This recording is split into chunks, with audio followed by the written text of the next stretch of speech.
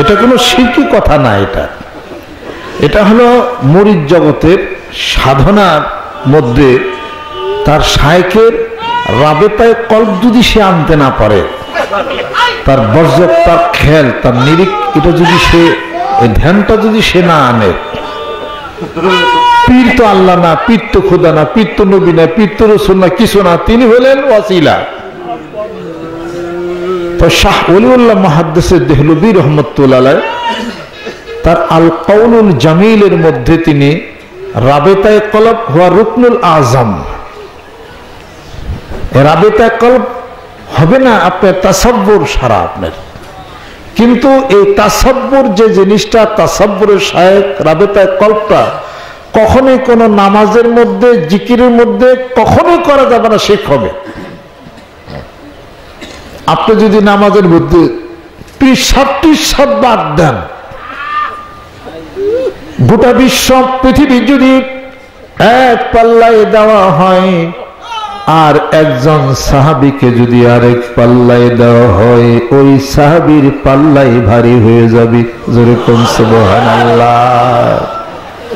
একজন সাহাবীর চেহারা যদি খেয়াল করেন আর স্বয়ং নবীর ধ্যান এবং খেয়াল যদি আপনি নামাজের মধ্যে করেন, এটা আপনার জন্য হারাম হয়ে যাবে, শিরক হয়ে যাবে।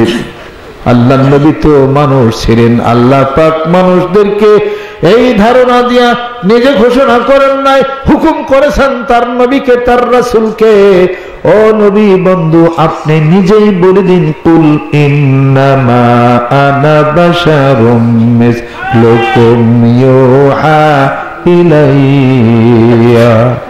আল্লাহ পাক বলেন, ও নবী বন্ধু আপনি নিজেই বলে দেন, আমি তো তোমাদের মতোই মানুষ, কিন্তু ওহী নাজিল হয় আমার উপরে।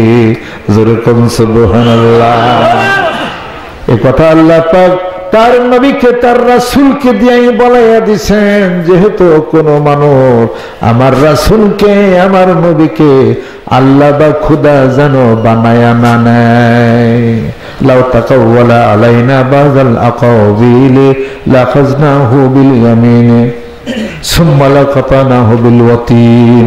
আল্লাহ রাব্বুল আলামিন বলতেছেন, আমার নবী রাসূল যদি মন গড়া কিছু যদি রচনা বানানোর চেষ্টা যদি করতেন, আমার হাত দিয়া, কুদ্দুতি হাত দিয়া আমি তার ডান হস্তকে ধরে ফেলতাম, আর তার কণ্ঠ নালীকে আমি আল্লাহ কর্তন করে দিতাম। আল্লাহ নবী কি তাই করেছেন? আল্লাহ নবী তা করেন নাই। আল্লাহ রাব্বুল আলামিন সাক্ষ্য প্রদান করতেছেন নিজে, ওয়ামা ইয়ানতিকু আনিল হাওয়া ইন হুয়া ইল্লা ওয়াহয়ুহা। আল্লাহ পাক বলেন, আমার নবী নিজের মন গড়া কিছু করেন না, বলেন না, যা বলেন করেন আমি আল্লাহর পক্ষ থেকেই ওহী। সুবহানাল্লাহ। তাহলে পরে কোন নামাজের মধ্যে, ইবাদত বন্দেগীর মধ্যে কোন পীর, আউলিয়া, গাউস, কুতুব, তাবিঈন, সাহাবা, আল্লাহর নবী কোনই খাটবে না। ইবাদত আল্লাহর জন্য, নামাজ আল্লাহর জন্য।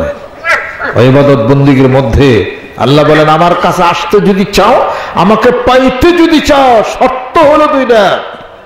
ফামান কানা ইয়ারজু লিকা রাব্বিহি ফালইআমাল আমালান সলিহা ওয়ালা ইউশরিক বিইবাদাতি রাব্বিহি আহাদা।